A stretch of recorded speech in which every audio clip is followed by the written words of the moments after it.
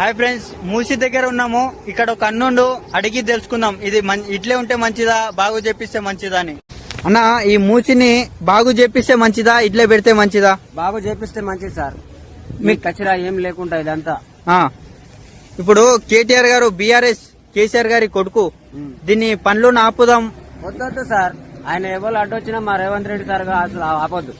ఎందుకట్లా? ఎందుకట్లా అంటే మాకు మా ప్రాణాలు బాగుంటలేవు సార్. ఎందుకంటే మా ప్రాణాలు బాగుంటలేవు, దవాఖానల పాలైపోతున్నాం.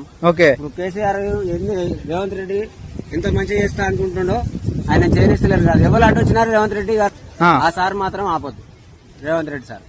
అయితే ఇప్పుడు ఈ ఇల్లులను కూల కొడుతుండు, మోసం చేసి రేవంత్ రెడ్డి ఇది కూల్పుతుండు, దీని పేరు చెప్పి ఆ ఇల్లు కూల్పుతుండ్రు ప్రజలని అని మాట్లాడుతుండు. అట్లాగా సార్, అది కూలగొట్టుడు అంటే కూలగొట్టినా పర్వాలేదు కాదు. దాని గురించి ఏంటంటే రేవంత్ రెడ్డి సార్ గారు మమ్మల్ని తీసుకుపోయి మంచి ప్రశాంతం జాగాలో ఇల్లు కట్టించి అక్కడ ఉంచుతాడు మమ్మల్ని. అసలు జాగాలో మేము ఉండగలుగుతాం సార్. ఇక్కడ ఉండగలరు? ఇక్కడ ఉంటే ఏమైతుంది మీకు? ఇక్కడ ఉంటే మాకు ఇంత ఏంటి సార్, ఈ దోమలు భీమలు మేము మొత్తం దవాఖానల పాలైపోతున్నాం సార్. అవునా? లక్షల ఖర్చులు, మేము గరీబ్ వాళ్ళం సార్. ఇప్పుడు ఫైనల్ గా ఇది చేపిస్తే మంచిదా, చేపించకుంటే మంచిదా? ఫైనల్ ఒకటే సార్, నేను కుల్లా చెప్తున్నా, చేపిస్తేనే మంచిది సార్. ఓకే, అది